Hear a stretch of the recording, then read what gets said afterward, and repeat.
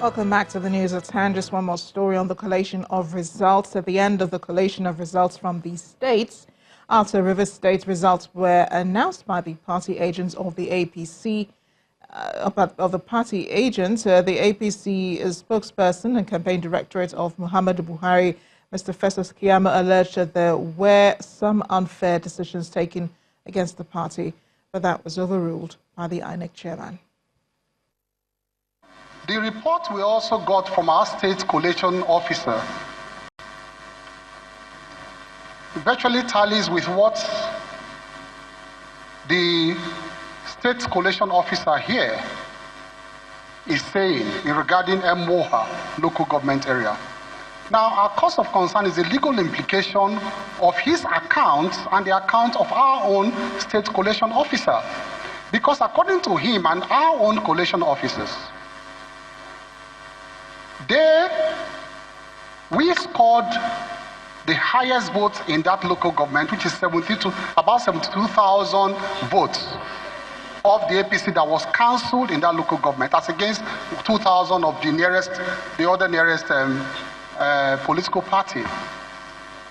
Now, the local government collation officer made returns. And the state collation officer here confirmed that the local government collation officer made returns. Remember what you said earlier, that this is a collation procedure, not an inquest. So we'll not go into inquest, but it's only fair enough to request the collation officer to say a thing or two in response. But just to remind you about what you said earlier, we're not conducting an inquest here. Let's get a wrap now of the international news. Joyce Ohaja is in London, around the world in 5. Tonight, we begin with the mounting tensions between India and Pakistan after it was confirmed that India had carried out airstrikes inside Pakistani territory. It is the latest sign of the escalating risk of hostilities breaking out between the nuclear-armed neighbours who have waged 3 wars against each other. India's foreign ministry said the raids targeted a militant training camp that was linked to the suicide attack on Indian forces in Kashmir earlier in February. It claimed to have killed 300 militants. The government of India is firmly and resolutely committed to taking all necessary measures to fight the menace of terrorism. On February 14th, at least 40 Indian paramilitary officers were killed by a suicide bomber in the disputed region of Kashmir. Responsibility was claimed by a Pakistani-based militant group that India accuses Pakistan of harbouring. Pakistan denies any involvement, and in the weeks after the attack, there have been protests on both sides. Following the Indian airstrike, Pakistan's foreign minister acknowledged Indian aircraft had violated its airspace, but denied there was any damage or casualties. This is a violation of the line of control. I count it as a violation of the line of control. Pakistan reserves the right to an appropriate response in its self-defense. Pakistan showed images to support its claim that the Indian planes dropped their payloads in an open area after Pakistani jets were scrambled. And as Indians took to the streets to celebrate their government's airstrike on Pakistan, there are clear signs that feelings are set to continue to be inflamed in both countries. Ahead of his much-anticipated second summit meeting with President Trump this week, North Korean leader Kim Jong-un has arrived in Vietnam. Kim had travelled by train from Pyongyang and was seen smoking at a station in southern China before arriving Tuesday morning to a red carpet welcome as he crossed into Vietnam. Crowds lined up in Hanoi to greet the convoy of the North Korean leader as he passed by and headed for the Melia Hotel, and later when he went on a visit to the North Korean embassy. Kim and Trump are expected to hold the summit in Hanoi on Wednesday and Thursday, 8 months after their historic meeting in Singapore, where the two discussed steps on a complete denuclearization on the Korean peninsula. Meanwhile, in South Korea, there were protests both for and against the summit and its implications for the future of both Koreas. Iran's Foreign Minister Mohammad Javad Zarif has unexpectedly announced his resignation, posting the announcement on Instagram. In it, he apologized for his inability to continue serving, but gave no specific reasons for his decision. Zarif was the US-educated architect of its 2015 deal with world powers, under which Iran agreed to curb its nuclear program in return for the lifting of international financial sanctions.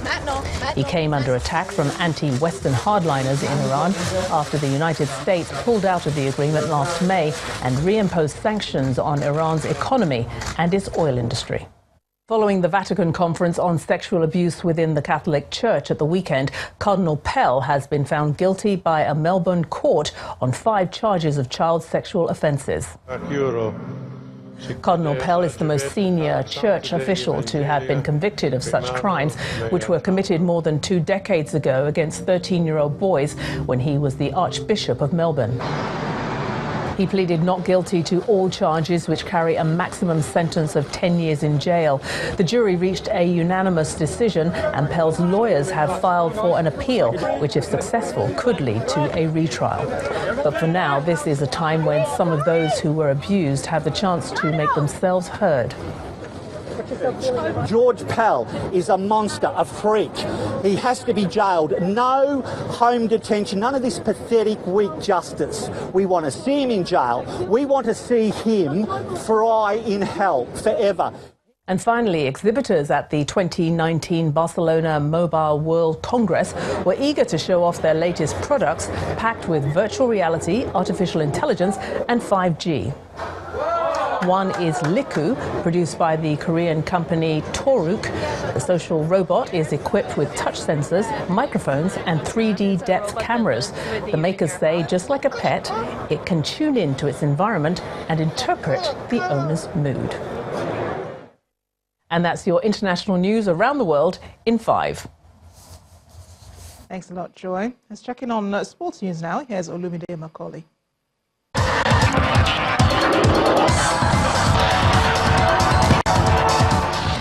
Thank you, Amarachi. Hello and welcome to Sports News. Nigeria's pair of Anu Okoyori and Godwin Olofare have won the men's double event of the Uganda International Badminton Classics. The Nigerians beat the pair of Siddharth from India and Ahmed Sara from Egypt 21-18, 21-11 to win the first prize. The Badminton Federation of Nigeria has confirmed that both players have also arrived in Nairobi for the Kenya International that starts on Thursday. FIFA has banned Tanzanian referee Charles Mbaga from football for life for accepting bribes. The World Football Governing Body found him guilty of offences from 2009 following an investigation opened in July 2018. Mbaga has been fined $200,000 in addition to his ban. Finally, Leicester City have confirmed the appointment of Brendan Rodgers as their new manager until June 2022.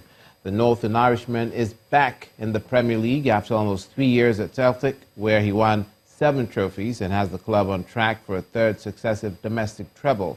Leicester moved quickly for Rodgers after sacking Claude Puel following the 4-1 home defeat to Crystal Palace. Rodgers' first game in charge will be Sunday's game against his former club, Watford. That's it on Sports News. The News at 10 continues now.